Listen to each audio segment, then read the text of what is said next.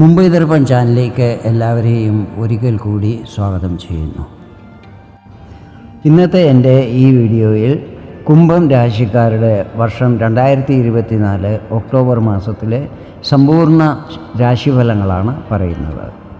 ഈ മാസത്തിലെ ഗ്രഹനില ഇപ്രകാരമായിരിക്കും. ഗുരു ഇടവം രാശിയിലും ചൊവ്വ മിഥുനം രാശിയിലും സൂര്യൻ, ബുധൻ, കേതു എന്നീ 3 ഗ്രഹങ്ങൾ കന്നി രാശിയിലും ശുക്രൻ തുലാം രാശിയിലും ശനി കുംഭം രാശിയിലും രാഹു മീനം രാശിയിലുമായിരിക്കും മാസാരംഭത്തിൽ നിൽക്കുന്നത്.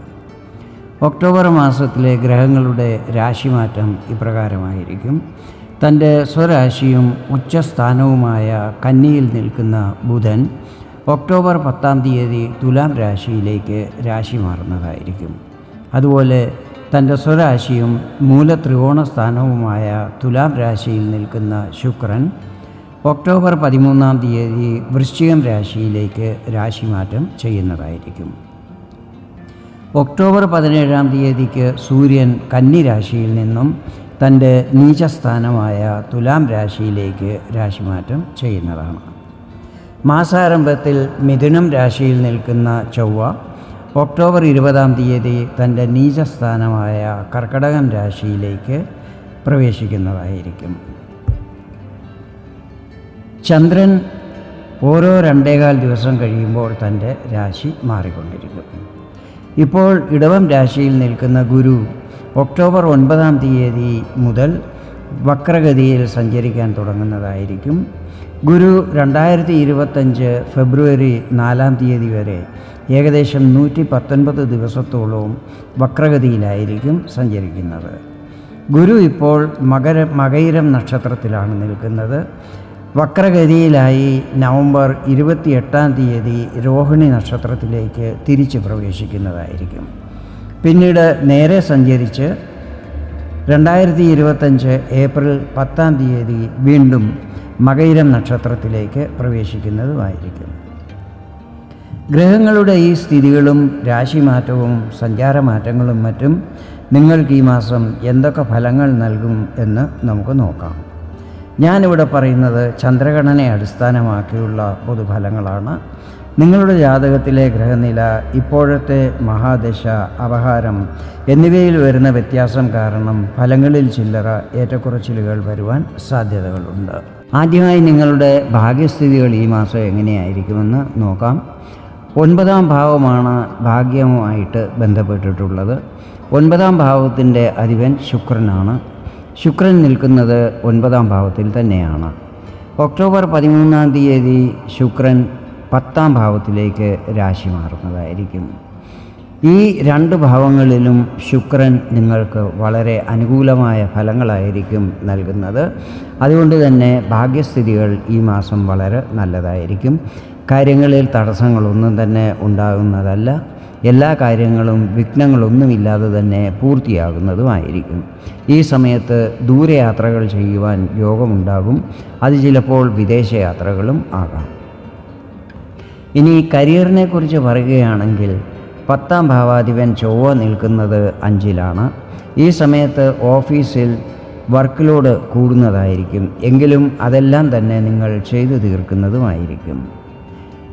20 ചൊവ്വ തൻ്റെ നീചസ്ഥാനമായ കർക്കടകത്തിലേക്ക് പ്രവേശിക്കുന്നതായിരിക്കും.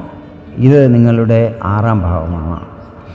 ഡോക്ടർ, വക്കീൽ, ചാർട്ടേഡ് അക്കൗണ്ടൻ്റ്, അതുപോലെ ചെറിയ ചെറിയ കച്ചവടം ചെയ്യുന്നവർ, എന്തെങ്കിലും സ്വയം തൊഴിൽ ചെയ്യുന്നവർ എന്നിവർക്കെല്ലാം അവരവരുടെ ഡേ ടു ഡേ വരുമാനത്തിൽ വർധനവുണ്ടാകുന്നതായിരിക്കും. ബിസിനസ് ചെയ്യുന്നവരെക്കുറിച്ച് പറയുകയാണെങ്കിൽ ഈ മാസം ലാഭസ്ഥിതികൾ സാമാന്യമായിരിക്കും. ചിലവുകൾ വർദ്ധിക്കുന്നതിനാൽ അനാവശ്യ ചിലവുകൾ ഒഴിവാക്കണം. അല്ലാത്ത പക്ഷം ചിലപ്പോൾ സാമ്പത്തിക ബുദ്ധിമുട്ടുകൾ വരുവാൻ സാധ്യതയുണ്ട്. ഈ സമയത്ത് കടമെടുക്കാതെ വരവനുസരിച്ച് ചിലവുകൾ ചെയ്യുന്നത് ഉചിതമായിരിക്കും. ഇത് കടബാധ്യതകൾ കൂടാതിരിക്കുവാൻ സഹായിക്കുന്നതുമായിരിക്കും. 7ലും 10ലും വക്രഗതിയിലുള്ള ശനിയുടെ ദൃഷ്ടി പതിക്കുന്നത് നിങ്ങൾക്ക് ദാമ്പത്യ ജീവിതം, കരിയർ, ബിസിനസ് എന്നിവയിൽ നെഗറ്റീവ് ഫലങ്ങൾ കുറയുവാൻ സഹായിക്കുന്നതായിരിക്കും. ഇനി നിങ്ങളുടെ ദാമ്പത്യ ജീവിതത്തെക്കുറിച്ചാണ് പറയുന്നത്.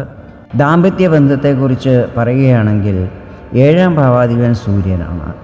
സൂര്യൻ ഒക്ടോബർ 17-ാം തീയതി വരെ 8ാം ഭാവത്തിലും അതിനുശേഷം 9ാം ഭാവത്തിലുമായിരിക്കും നിൽക്കുന്നത്. മാസത്തിൻ്റെ ആദ്യ പകുതി നിങ്ങൾക്ക് അത്ര അനുകൂലമായിരിക്കത്തില്ല. സൂര്യൻ 8-ൽ നിൽക്കുന്നത് നിങ്ങളുടെ ജീവിത പങ്കാളിയുടെ ആരോഗ്യത്തിൽ ചെറിയ പ്രശ്നങ്ങൾ വരാൻ ഇടയാക്കുന്നതായിരിക്കും. മാസത്തിൻ്റെ 2ാം പകുതിയിൽ സൂര്യൻ ഭാഗ്യസ്ഥാനത്തായിരിക്കും നിൽക്കുന്നത്. എങ്കിലും ഇത് സൂര്യൻ്റെ നീചസ്ഥാനമായതിനാൽ ഈ സമയത്തും ജീവിത പങ്കാളിയുടെ ആരോഗ്യത്തിലോ കരിയറിലോ ബിസിനസ്സിലോ ഒക്കെ പ്രശ്നങ്ങൾ വരാൻ സാധ്യതകളുണ്ട്. ഈ കാര്യങ്ങളിൽ നല്ല ശ്രദ്ധയുണ്ടായിരിക്കണം. ലവ് റിലേഷനിലുള്ളവരെക്കുറിച്ച് പറയുകയാണെങ്കിൽ ഈ മാസം നിങ്ങൾ തമ്മിൽ ഇടയ്ക്കിടയ്ക്ക് വാക്കുതർക്കങ്ങളോ ചെറിയ ചെറിയ കലഹങ്ങളോ മറ്റും ഉണ്ടാകുവാൻ സാധ്യതകളുണ്ട്. നിങ്ങളുടെ ഈഗോ പ്രശ്നം ഇടയ്ക്ക് വരാതിരിക്കുവാൻ ശ്രദ്ധിക്കണം.